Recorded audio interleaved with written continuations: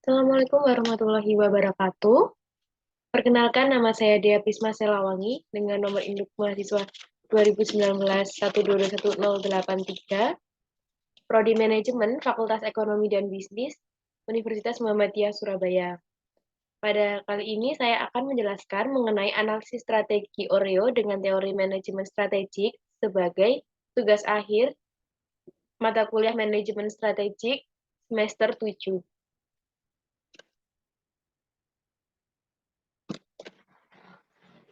Baik, yang pertama, Oreo adalah biskuit dengan isian krim di tengahnya. Oreo juga memiliki tagline yang cukup terkenal, yaitu diputar, dijilat, dan dicelup. Oreo juga salah satu produk biskuit yang banyak digemari.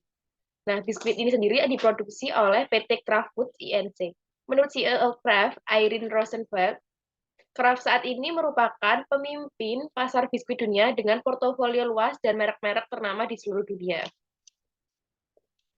Analisis yang pertama yaitu dinamika persaingan kompetitif dinamis, termasuk slow cycle market ataukah fast cycle market produk Oreo ini. Jelaskan alasan Anda.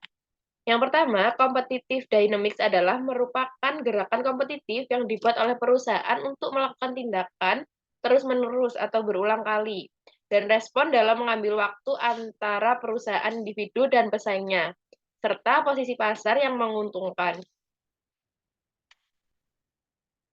Sedangkan competitive rivalry adalah suatu tindakan atau gerakan secara respon yang dilakukan dengan terus-menerus untuk mengambil waktu antara perusahaan individu dan pesaingnya serta posisi pasar yang menguntungkan. Nah, permasalahan pada produk Oreo ini, kondisi pasar di mana keunggulan kompetitif perusahaan hanya sebagian saja. Yang terlindungi dari peniruan dan peniruan tersebut memakan cukup biaya. Tindakan persaingan dan respon dalam pasar ini adalah dirancang untuk menemukan pasar yang besar dan memperoleh loyalitas dari pelanggan.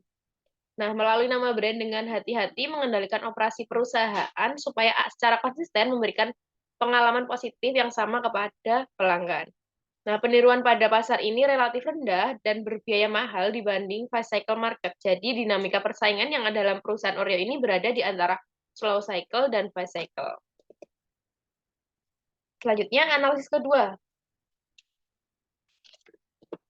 yaitu korporatif strategi termasuk tipe strategi yang mana? Jelaskan alasan Anda. Jadi strategi kerjasama atau korporatif strategi adalah satu strategi di mana perusahaan-perusahaan saling bekerja sama untuk mencapai tujuan bersama.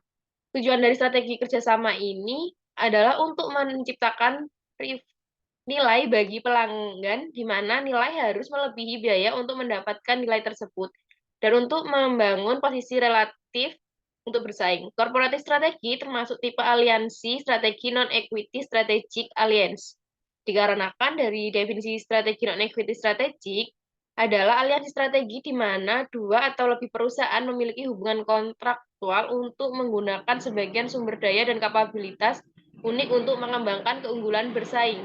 Nah, yang baru-baru ini, Oreo melakukan kolaborasi yang cukup menggemarkan, yaitu dengan bekerja sama dengan salah satu K-pop idol yang terkenal, yaitu Blackpink. Nah, kolaborasi ini sangat disayangkan hanya dilakukan di pasar Asia. Namun, pasar Asia terutama di negara Indonesia. Meskipun hanya dilakukan di pasar Asia, kolaborasi ini memberikan impact yang cukup besar untuk brand Oreo itu sendiri. Analisis yang selanjutnya, tipe non selanjutnya analisis ketiga, strategi level bisnis termasuk strategi tipe yang mana dan jelaskan alasan Anda. Di dalam strategi level bisnis terutama berfokus pada pengembangan keunggulan kompetitif, terdapat 3 macam strategi yang bisa digunakan pada tingkat bisnis ini, yaitu strategi kepemimpinan biaya, strategi diferensiasi, dan strategi fokus. Nah, strategi level bisnis yang digunakan pada Oreo ini adalah termasuk pada tipe differentiation, yaitu diferensi produk. Nah, strategi yang dibaguskan oleh Oreo ini adalah dengan menawarkan rasa-rasa variansi yang unik dan produknya. Jadi, Oreo ini memiliki variansi yang cukup banyak sehingga dapat menarik konsumen-konsumen. Nah, inovasi-inovasi produk yang sudah dilakukan Oreo antara lain yaitu dengan bekerja sama dengan brand-brand besar, yaitu contohnya Oreo X Supreme, Oreo X Rich, Oreo X Pokemon, dan Oreo X Blackpink. Yang terakhir yaitu analisis 4, yaitu sarankan satu bentuk bisnis baru sesuai teori related diversification yang bisa dipilih Oreo menurut Anda, jelaskan alasan Anda menyarankan bisnis tersebut.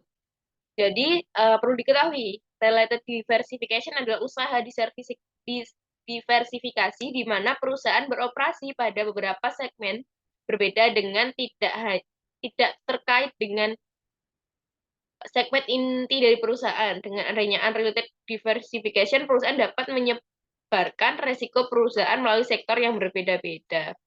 Nah, related diversification dapat dilakukan dengan menciptakan produk baru yang masih berkaitan dengan produk lama. Nah, salah satunya yaitu selai. Jadi, roti ini merupakan salah satu makanan yang cukup digemari oleh masyarakat. Tentunya, roti akan lebih diminati jika disandingkan dengan selai yang memiliki cita rasa yang enak. Oreo sendiri itu sudah memiliki cita rasa yang cukup melekat di masyarakat. Jadi, Oreo dapat menjadikan ini sebagai produk terbaru sehingga dapat memperbesar pasar. Sekian dari saya.